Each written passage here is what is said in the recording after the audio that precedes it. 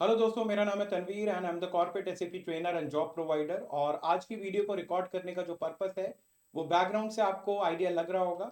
और इस वीडियो की इम्पोर्टेंस आपके लिए बहुत ज़्यादा है अगर आप प्लान कर रहे हैं पोस्ट ग्रेजुएशन एमबीए या एमकॉम।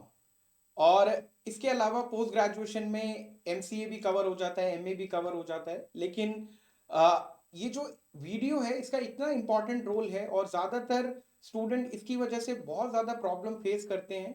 और ये सिचुएशन क्या है, ये सिचुएशन बहुत सारे ऐसे स्टूडेंट हैं, वर्किंग प्रोफेशनल्स हैं जो हमसे शेयर करते हैं। और इसकी वजह से कुछ ऐसे स्टूडेंट्स हैं जिन्हें प्रॉब्लम जिन्होंने फेस करी है, इवन सिलेक्शन होने के बाद उनकी ज्वाइनिंग जो है वो रुक गई। तो मैं आपको बता देता हूँ ये किस तरह से प्रॉब्लम क्रिएट करता है। तो सबसे पहली चीज ये है कि आजकल अगर आप ग्रेजुएट हैं, ग्रेजुएशन आपने चाहे कॉरेस्पॉन्डेंस की हो चाहे रेगुलर की हो, इसके बाद अगर आप प्लान कर रहे हैं पोस्ट ग्रेजुएशन का, post graduation MA, MCom, MBA, MCA, तो आजकल मैंने जो नोटिस किया है कि ज्यादातर कॉलेजेस जो हैं वो क्या कर रहे हैं कि एडमिशन देने के नाम पर वो स्टूडेंट को ये फैसिलिटी दे देते हैं कि आप जो है आप नॉन अटेंडिंग वे में रेगुलर डिग्री को परस्यू कर सकते हैं। नॉन अटेंडिंग वे में मतलब ये है कि आपको कॉलेज आने की नीड नहीं है, आप जो है अपनी जो डिग्री है आपकी रेगुलर चलेगी, आप कॉलेज आपको अटेंडेंस देने की नीड नहीं है।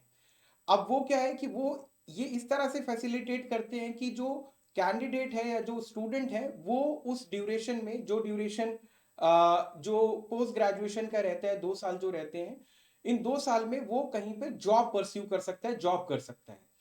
तो यहीं पे प्रॉब्लम क्रिएट हो जाती है। तो सबसे पहली चीज जो है वो ये है कि अगर आप नॉन अटेंडिंग पोस्ट ग्रेजुएशन कर रहे हैं और साथ में पैरेलल जॉब कर रहे हैं, तो आपके लिए फ्यूचर में जब आपकी पोस्ट ग्रेजुएशन कंप्लीट हो जाएगी और आप अपने रिज्यूमे में जब मेंशन करेंगे कि आप पोस्ट ग्रेजुएट हैं और आपने पोस्ट ग्रेजुएशन रेगुलर की है, इवन आपकी डिग्री और मार्कशीट में भी मेंशन होगा, और साथ में ही आपके रिज्यूमे में आपका वर्क एक्सपीरियंस भी मेंशन होगा, जिसे रिप्रेजेंट करने से सामने जो कंपनी है वो यहां पर एक क्वेश्चन रेज करेगी कि आपने रेगुलर कॉलेज होते हुए आप जॉब कैसे परस्यू कर सकते थे। मतलब आपका जो एक्सपीरियंस है वो भी आप मेंशन कर रहे हैं और आप जो कॉलेज की डिग्री है या फिर जो पोस्ट ग्रेजुएशन है वो भी सेम टाइम पे मेंशन कर रहे हैं।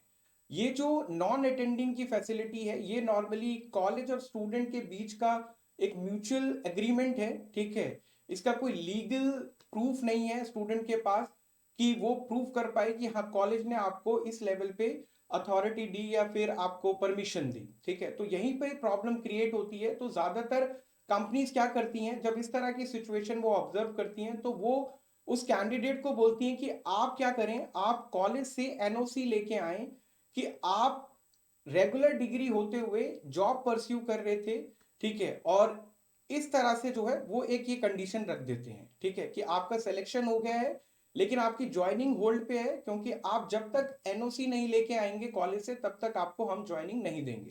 और मैं आपको बता दूं कि कॉलेज इस सिचुएशन में आपको एनओसी नहीं देगा, जो नो ऑब्जेक्शन सर्टिफिकेट है वो कॉलेज नहीं देगा। तो इस वजह से क्या होता है कि आपके हाथ से जॉब अपॉर्चुनिटीज जो है चली जाती है।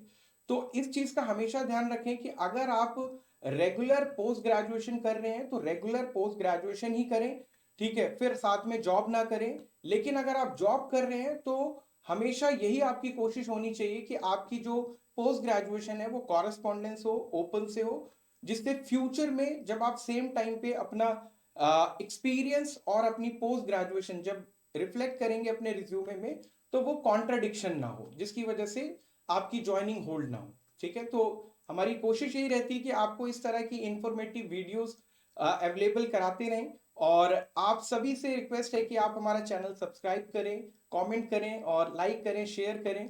और अगर कोई टॉपिक आपको लगता है कि हाँ इस टॉपिक के ऊपर आप हमें वीडियो बनाना चाहिए तो आप वो भी सजेस्ट कर सकते हैं। So thank you so much, thanks a lot.